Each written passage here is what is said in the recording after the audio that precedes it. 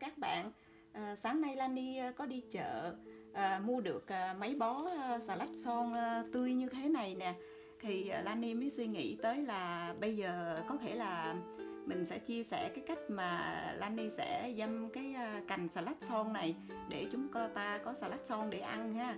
Rồi thì trong một cái bó xà lách son này á, chúng ta sẽ lựa những cái cành nào mà già giống như vậy nè, già có một chút xíu rễ thì nó tốt hơn. Đó, chúng ta sẽ lặt đi những cái cành mà mỏng nhỏ giống như vậy nè. Nó nhung, cái này mình gieo không có được đâu nha các bạn. Đó, mấy cái này bỏ đi, đừng có lấy. Mình lấy những cái nè, thấy chưa, cái cành này nè, cái cành này nè, nó vừa có rễ mà nó lại già giống như vậy. Đó, cái này là già đó. Chúng ta sẽ ngắt đi rồi cái bỏ sang một bên. Anh sẽ làm thử mấy cái cho các bạn xem. Đây, thấy chưa, thấy cành này nè, nó rất là già luôn đó.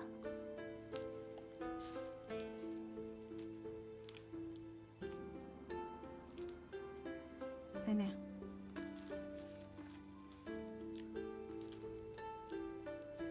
Đúng là mà chúng ta chọn xong hết những cái cành mà chúng ta muốn rồi thì chúng ta mới bắt đầu tiến hành bỏ vào đất.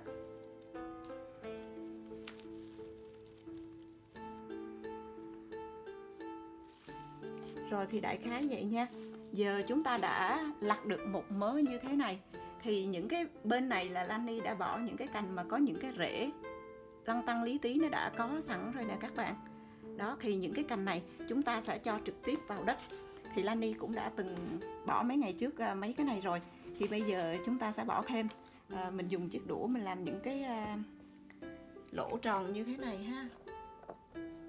Cái mình bỏ vào đất những cái cây mà có rễ.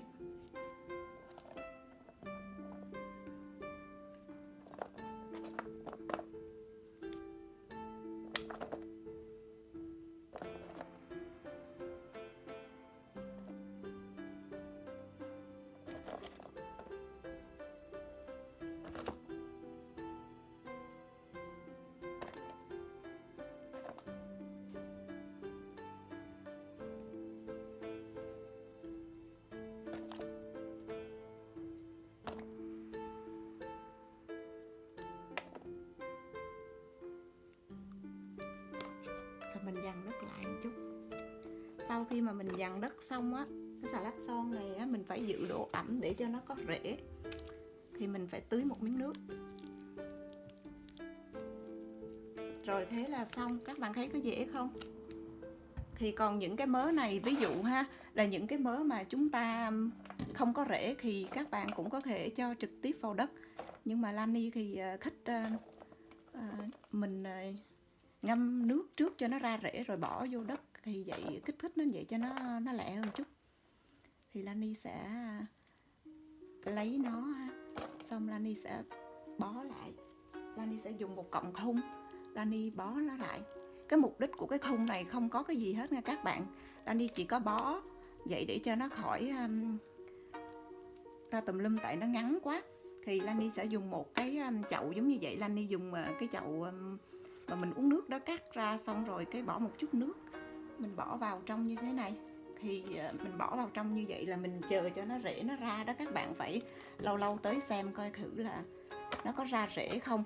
Nếu mà nó ra rễ rồi thì các bạn sẽ bỏ vào đất liền nha. Đừng có chờ lâu quá trong nước, tại chờ lâu quá trong nước thì nó sẽ thúi mấy cái cành này, mất tiêu thì là coi như là mất. Đó, mình bỏ lại vậy. Rồi nhớ nếu mà mình khay nước cho nó hàng ngày hay là hàng 2 ngày mình tới mình khay nước cho nó thì sẽ tốt hơn, thì nó ra rễ sẽ mau hơn nha các bạn. Nè, mình lại bỏ vào như tiện lắm đó.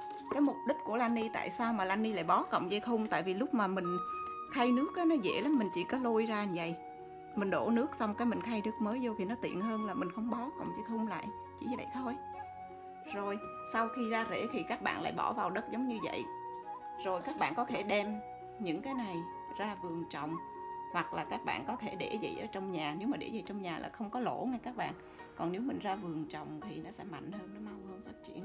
Còn khi mà mình ăn cái xà lách son này nè thì mình phải nên cắt xác luôn để mà ăn, chứ đừng có tiếc không dám cắt. Tại vì nếu mà mình không cắt xác á, nó mọc lên nó èo uột lắm, nó không có mạnh đâu các bạn. Ok rồi, vậy là chấm hết. Cảm ơn các bạn đã xem video của Lani. Nếu mà các bạn có thích video của Lani thì hãy like với subscribe dùm Lani nha. Rồi bye bye.